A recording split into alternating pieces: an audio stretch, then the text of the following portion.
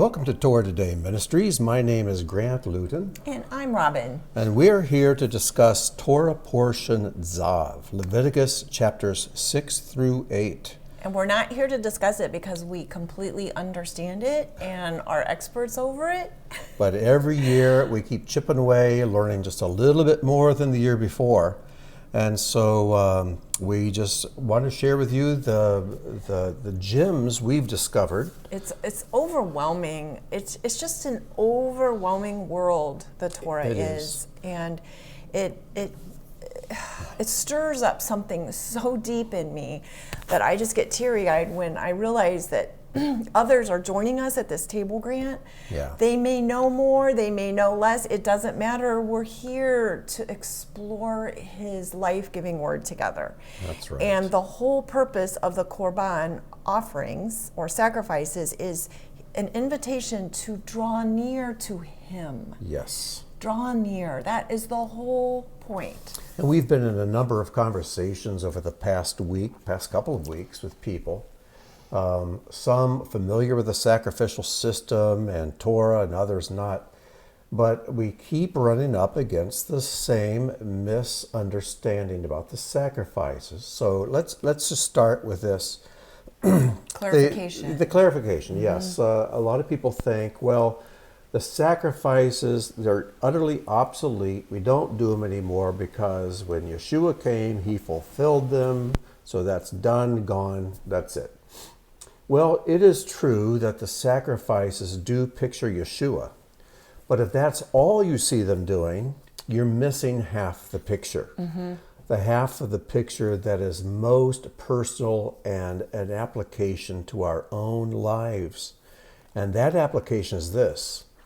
Though the sacrifices do picture Yeshua, the sacrifices also picture us. Mm-hmm. And if we fail to see that, then how in the world can we truly live as a living sacrifice, as Paul beseeches us to do in Romans 12? We have to see these pictures as pictures of us.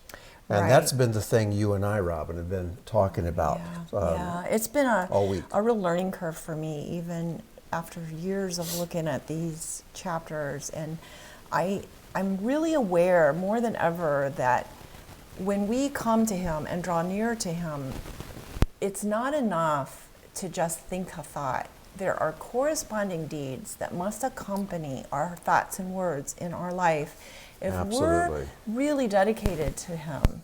Yeah. Even when Yeshua forgave the woman when she was caught in adultery, what did he tell her? He said, go, but don't sin anymore. There was a corresponding change of what she was doing. Yes. And when he was here, our Messiah, what was his gospel? He said, repent, for the kingdom of heaven is here. Yes. And repent infers a turning, a changing, a doing, a living out of what you're deciding in your mind. Right. You know, I always run into people and they say they're Christians. They say they're believers. And, you know, maybe I'm just old and crotchety, but it's crusty or whatever the word is. But that doesn't mean anything to me when someone tells me that. Labels and words are becoming more and more meaningless. I've met way too many people who say they're a believer, they say they're a Christian, they say they're a disciple. It doesn't mean a thing. It's just words. No. Unless you are a living sacrifice. And by a living sacrifice, that means you choose every moment, every day to stay on that altar because you're alive. And the problem with living sacrifices, as someone once said, is they keep crawling off the altar. But if you're truly living sacrifice, you choose to stay there. And which means you're giving yourself completely, fully to God, to use as he will. And you're right when you said that we stay there every day, but one of the most profound things that occurred to me this year as we were reading is that it's not just during the day, but it's during the night. Let's read that. That's how the passage opens. Leviticus 6. Chapter 6, verse 1 says, Adonai spoke to Moses, saying, Tzav, Aaron and his sons, command. That's where we get the name of this Torah portion, Tzav. Command Aaron and his sons, saying, This is the Torah of the elevation offering. So it is the elevation offering that stays on the flame on the altar all night until the morning. And verse 13 talks about that as well, how So- it doesn't go out. I know this is the passage that particularly struck you, Robin. It really did, because there's that beautiful connection with the word for fire, which is, Ish is the word for fire. Fire offering is Isha. and if anyone knows me at all, they know that I have a particular fondness for that passage in Proverbs 31, the Isha, which is woman of valor. So there's a connection Yeah. there with the word for fire. The word for fire offering. Offering. Fire offering. Isha's fire. Isha is fire offering. The exact same word as Isha, woman. Woman and fire offering are the same word in Hebrew. Because when I started this portion, Grant, my mind immediately went to the Ishakayo passage where we're told that the woman of valor, she rises while it is still night. She doesn't require a sunrise before she overcomes inertia and rises up, and she feeds her family. She serves them. Yeah. She does what needs to be done when it's still dark outside. Yes. And it doesn't mean that she gets up at 4 a.m. and makes an omelet while everybody else is asleep. It really means that during those times in life when it feels particularly dark and morning feels like it's never gonna come, she's not put off by that. No. She is able to know the truth and see Right. the hope. And she gets up and does what needs to be done. And it also says in that same text that her lamp doesn't go out at night. No.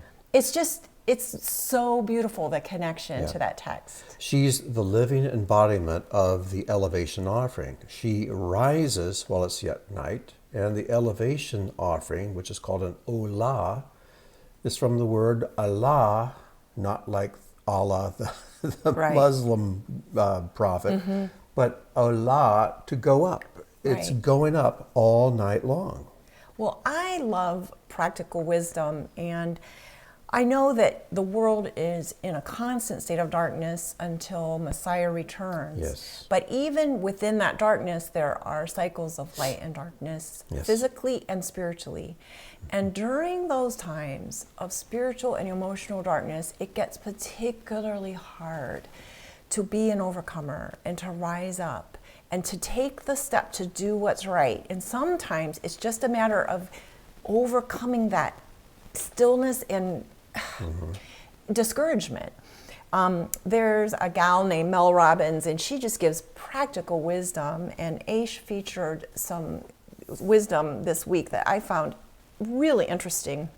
She says, when we have to overcome that tendency to not be able to do what we need to do, there are three things that help her. The first thing is to realize that fear and excitement both create the same physiology. Your palms sweat, your heart pounds, your breathing gets shallow. And she said, tell yourself when you feel too fearful to make a move, tell yourself, this is really excitement I'm feeling. I am excited about what's next. And she said, your brain doesn't really know the difference. And when you tell yourself that, it changes the right. motivation. Number two, she said, you're never gonna feel like it. And she reminded me that it's so easy to say, I'll get to that when I feel like it. Yeah. Sometimes it starts, every morning it starts with whether to get up early enough to spend time with God or to stay in a comfortable position, especially here in the winters when it's dark and it's cold. She says, you're never gonna feel like it, so don't wait till then. And the third one, and I've begun doing this, she said, let's try the 5-second rule. Count down from 5 to 1, and when you get to 1, you move. And it sounds so silly, like you would share with a kindergarten class, but I'm telling you, when I'm lying in bed, sometimes I just have to look at the clock and say, 5, 4, 3, 2, 1, throw the blanket off, put my feet on the floor, thank God for my day, say the blessing and get started. Yes. Isn't that helpful? Absolutely.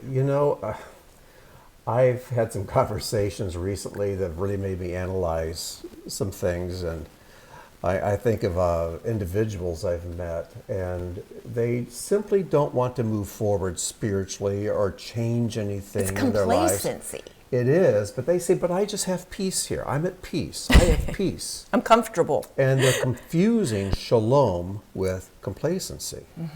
Because shalom has to do with completeness, not with complacent comfort. Right. And others will say, well, I see what you're saying, Grant, or I see what the word's saying, but I just don't feel convicted. So, in other words, emotions and feelings are your God. You act when your God of emotion rises up and tells you. But you won't rise and act when the God of the universe rises and tells you. Until you have feelings. So you're not following God. You're following your own emotions. Exactly. And that's one of the things that I've seen in a fresh way as we've gone through this cycle this year. When we read the system of our way to draw near to Him, it's words, it's thoughts, it's deeds, but it is not complacency. There's a beautiful sentence that I have copied from the commentary on Song of Songs, and it's this: greatness is not a product born of complacency. It is forged from the tension of a struggle to emerge from darkness and to create light. That's beautiful. That's what He's inviting us to do. That is so true.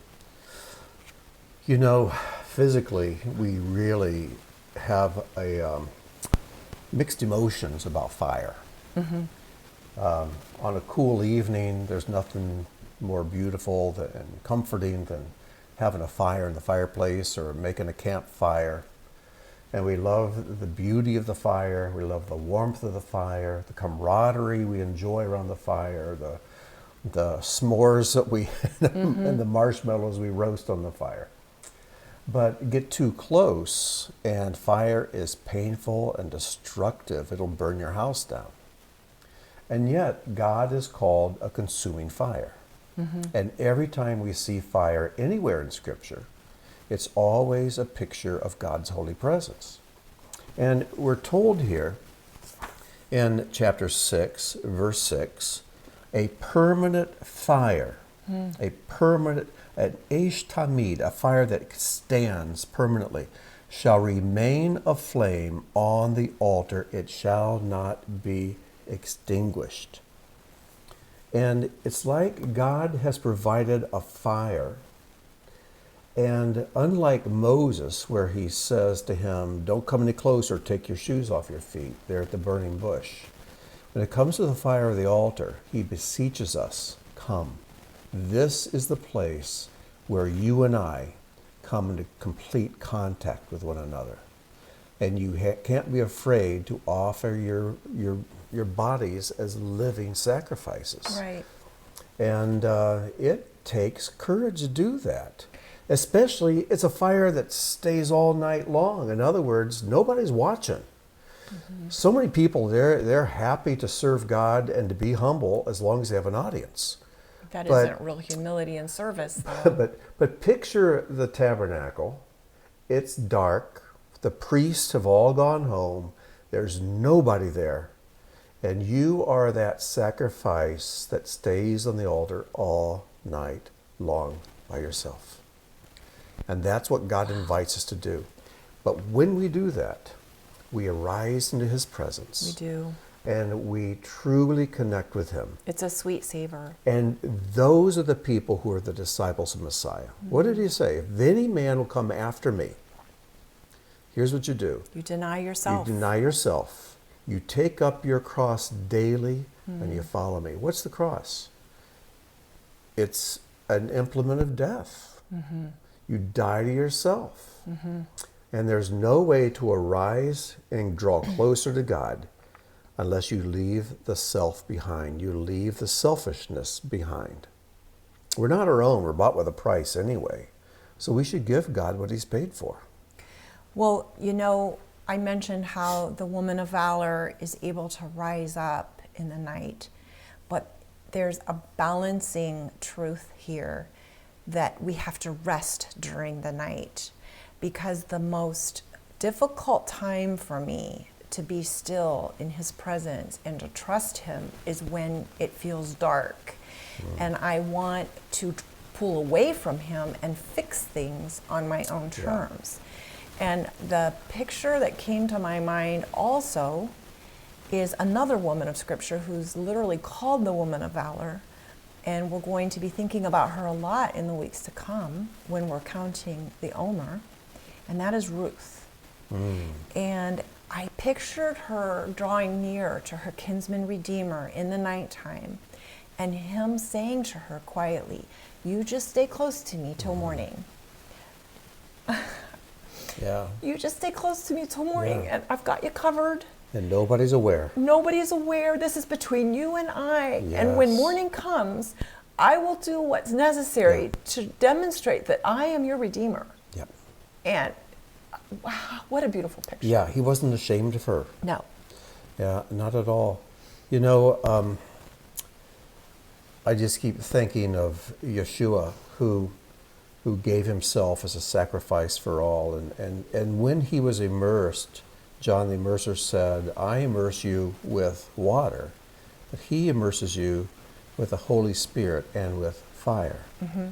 And you know, it's so funny. People will say, they'll go to an annual event called Acquire the Fire, and we'll say, "Send the fire, Lord, you know, send your holy fire among us, and the place is on fire with God's Spirit," and they talk about that.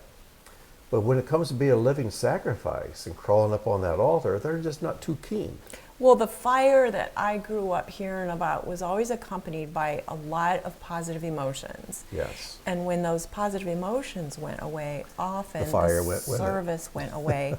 And service is a key word in this portion, isn't it, Grant? It is. Service is a key word. And we have been thinking a lot about service lately. We spent last week in Puerto Rico, and we did our last podcast from there. Yes. But we were surrounded by humble service. It was amazing. And the fruit of that was a community of love and being able to feed so many people emotionally, spiritually, and physically. Yeah, it was an incredible thing to experience. And not all these people were Christians, but I saw more of Christ in them than I've seen in many Christian churches, because they truly were humble, they truly served one another with humility, and they were laying down their lives as living sacrifices to one another, to the poor and elderly, up in the mountains of Costa Rica there in Las Marias. And they loved us. They did. They loved us. It was so genuine. Met us, and it fed me. It fed my soul. It was great. And I learned because while working in the kitchen alongside several of the beautiful women there, they weren't preachy or weird about it, but there was this basic understanding, like, if you're using your hands without your heart being in this food prep, go do something else, because we want this food to be served to these people with love. Yeah. Because then it really brings service to them. And food was made with love. Vegetables were picked with love. Children were taken care of with love. It was so and they were so great. Content, so fulfilled. Well, you know, it's interesting. We use the word sacrifice all the time. And but you know, the word that we translate as sacrifice is not a religious word at all. In Hebrew, the word for sacrifice is the word zavak, zavak. And that's where we get the word altar. Mitzbeach comes from the word sacrifice. You bring your zavak to the mizbeach. But the word zavak is a word that means to kill an animal for food. That's what it means. But we give it this English word that has the part sacri, which is Latin for holy. But there's nothing religious about being a sacrifice, killing an animal for food. A couple examples of this. I'll give one. Deuteronomy 12:21. It says there, if the place which Adonai your God chooses to put his name is too far from you, then you may slaughter zavak of your herd and flock which Adonai has given you, as I have commanded you, and you may eat within your gates whatever you desire. So there, the ESV translates the word zavak as simply slaughter an animal for food, because that is what the word means. Mm-hmm. So think about it for a moment. Yeshua gave himself as a sacrifice for us. Mm-hmm. And he says there in John 5, my body is meat indeed, it's food indeed, my blood is drink indeed. Now he's speaking in a symbolic way.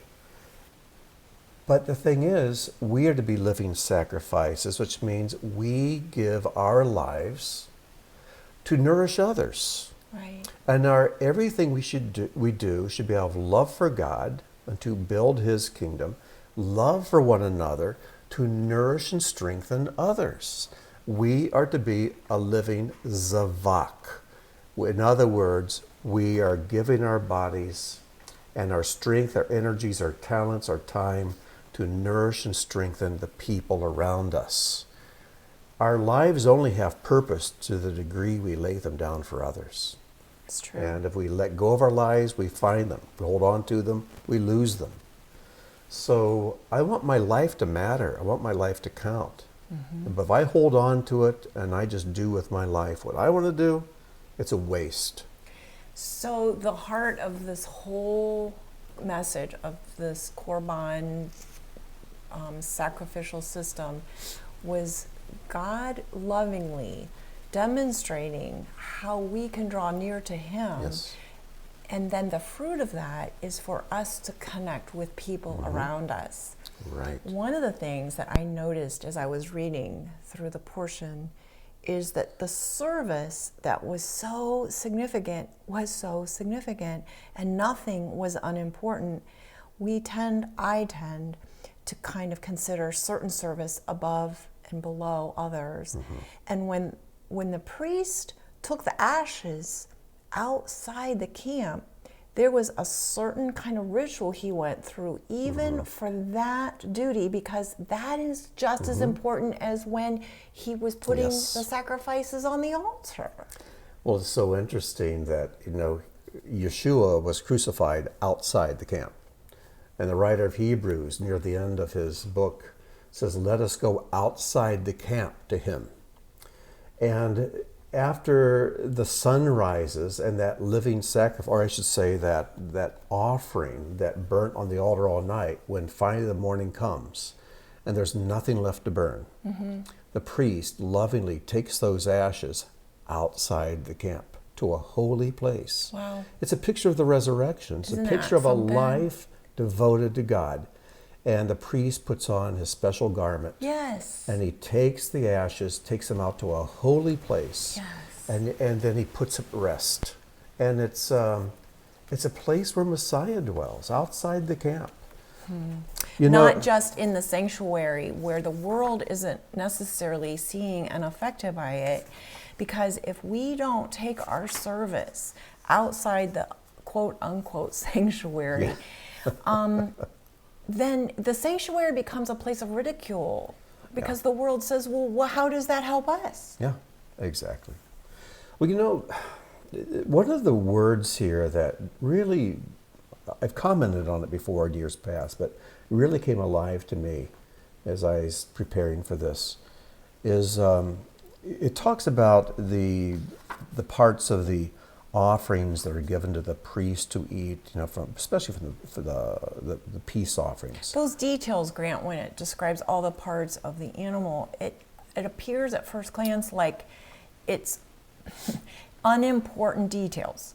Like it's why do we need to know that?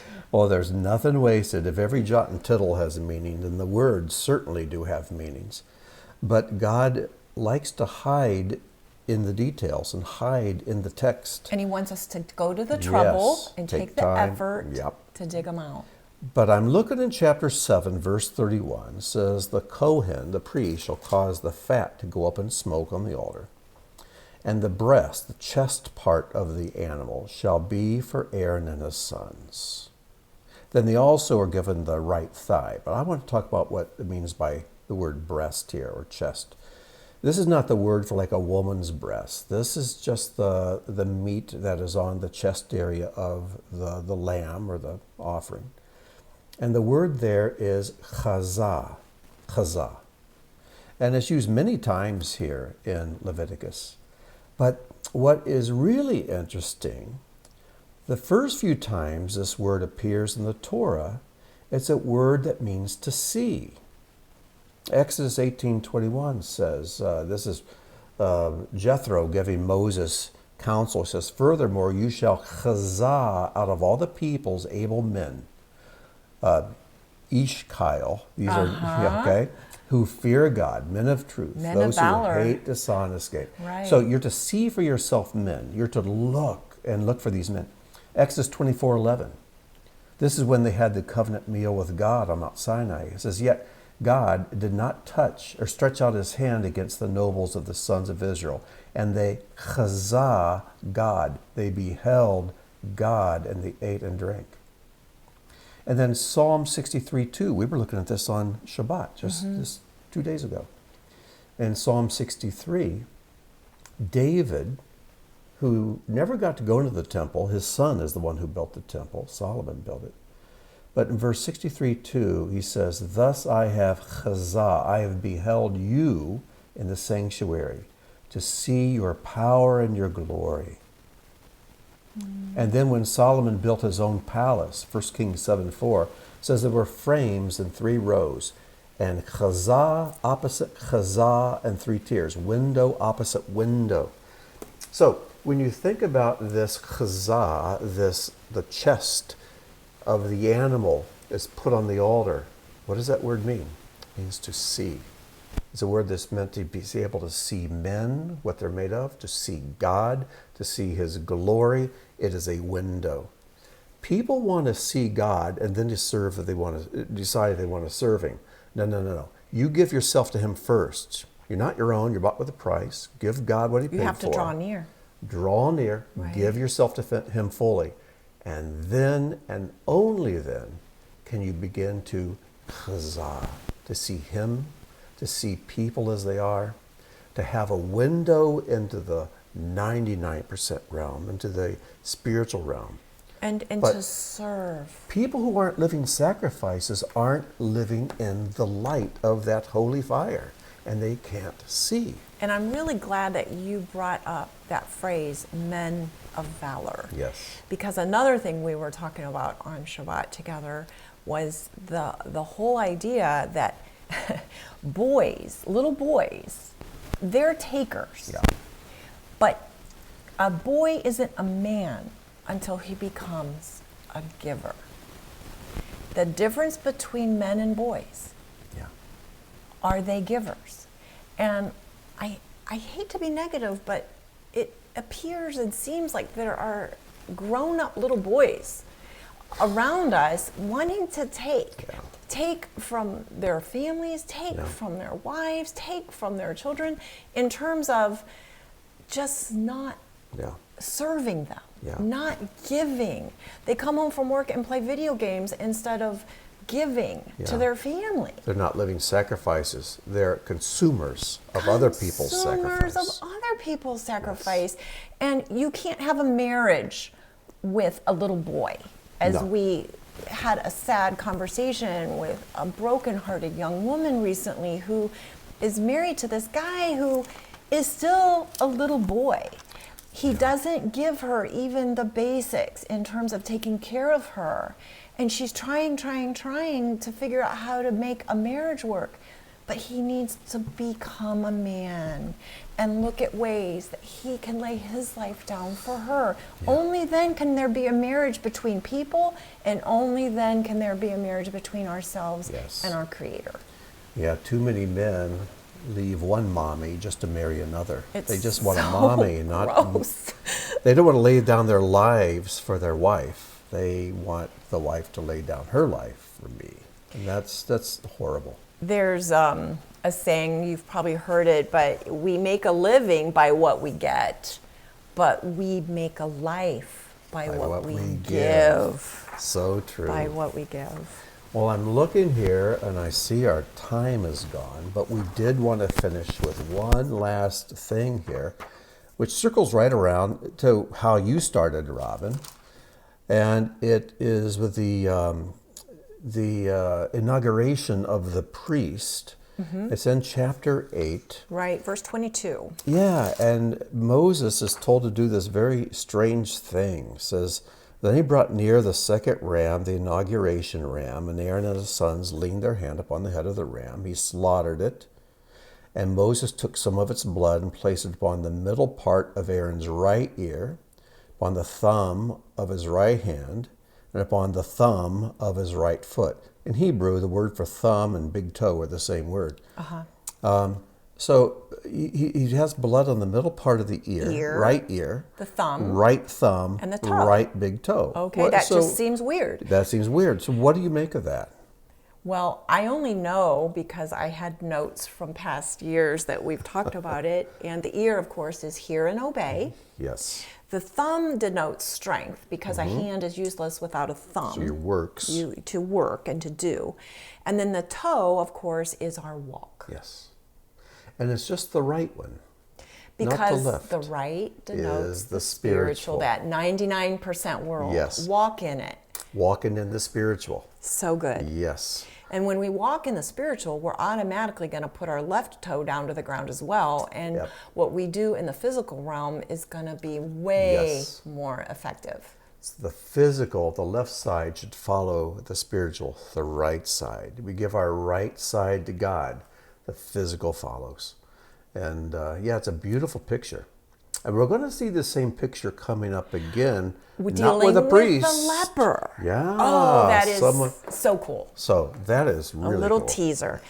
Well, I'm going to wrap up with a quote from one of my very favorite teachers, Thomas Lancaster.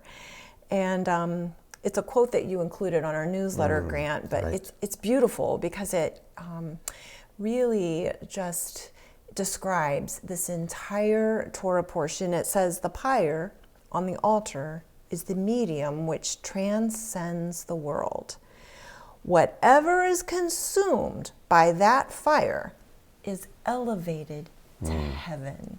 Isn't that great? So the whole point is elevating our life to become a sweet savor to Him and to the world around us.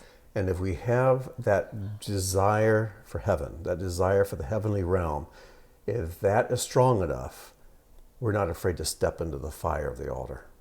Because that's how we get there. That's how we begin to experience the spiritual realm, the truly heavenly realm now. It's so strange that we have to die in order to truly live. That's but that so true. Is the message, isn't it? That's the doorway. That's the doorway. Yeah. Well, Robin mentioned the newsletter, which just went out yesterday, which would have been the 25th of March, 2023. And there's some photos there of just a few of our trip to Puerto Rico. And we did an interview with our host there, and that'll be coming up on our website soon. So there'll be more pictures. We get to hear our interview with our dear friends there. We're so excited to share all of it with you and them. That's right. They're precious servants. They truly are. So if you didn't get the newsletter, first of all, make sure you've signed up for it, subscribe to it, and then check your junk folder, your trash folder, because sometimes that's where your computer will just send them. So rescue them from your trash folder and be sure to read the newsletter that we send out every couple of weeks. It's not boring like most newsletters. No, ours is exciting. I'm kind of partial, it's wonderful. But I don't think it's boring. I read it over and over. Me too. I'm going to send it out to everybody I know. And with that, we wish you shalom. Oh, goodbye, everybody. And God bless. Happy reading this week.